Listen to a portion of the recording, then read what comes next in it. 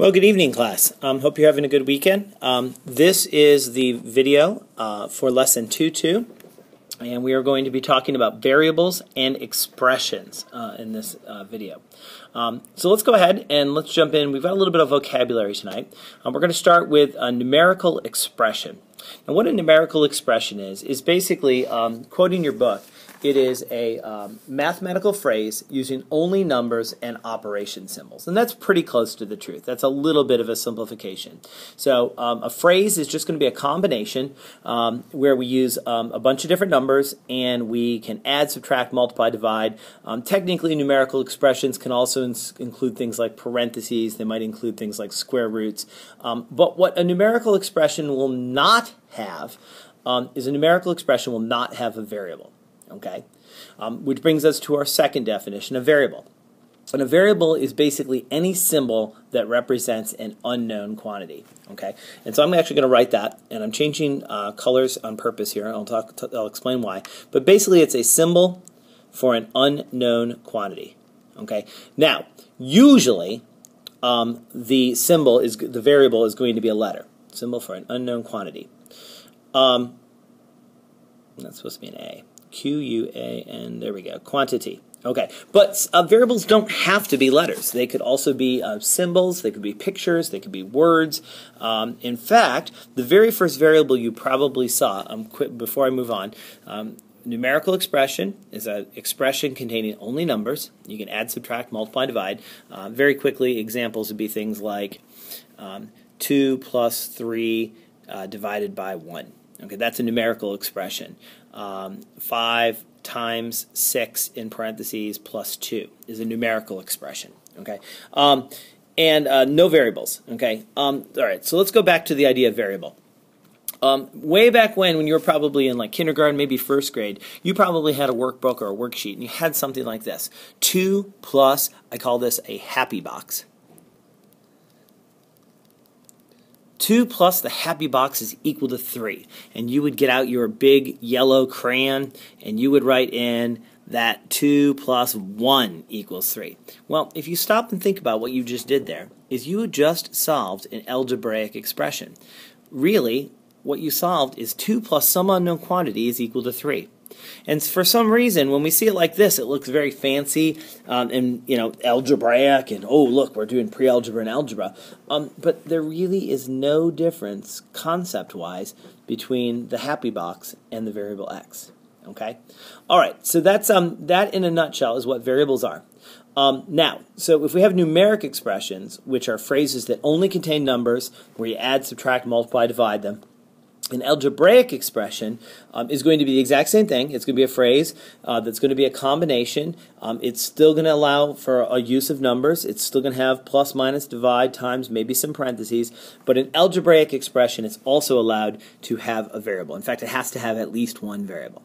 So an algebraic expression is basically the exact same thing, okay, as a numeric expression, except it has to have a variable.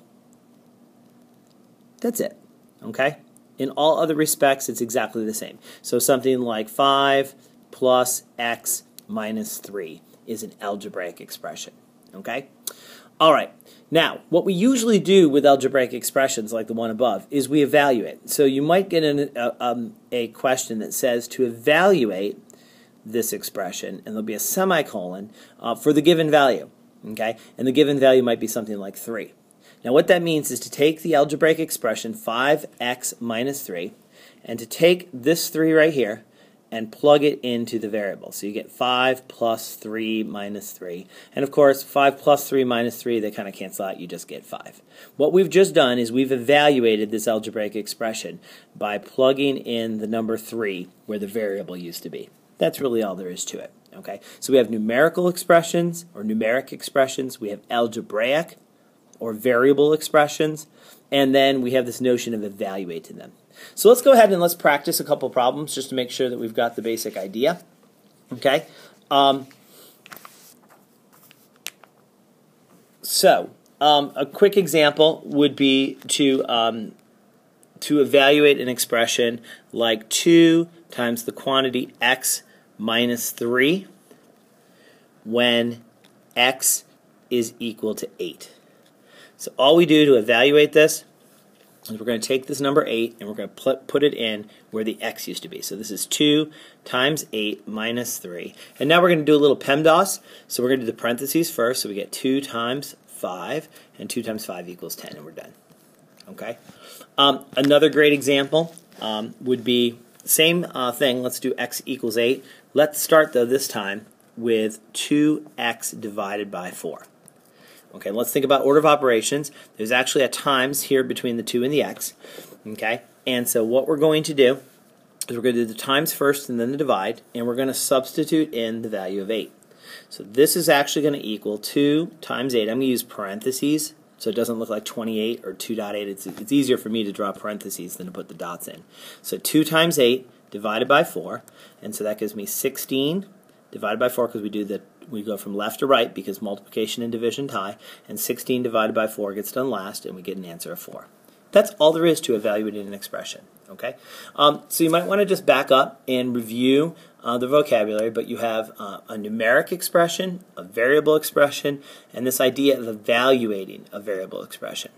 In addition, make sure you know what a variable is, and I think that pretty much wraps up this lesson. Okay.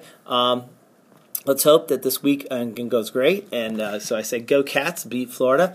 Since I'm recording this on Friday, if the Cats actually pull up an upset after 26 losses in a row, this is going to seem very prophetic. So you heard it here first. I say the Cats by 4 points, but we'll see. Anyway, you all take care, have a great weekend, and I will see you in class on Monday.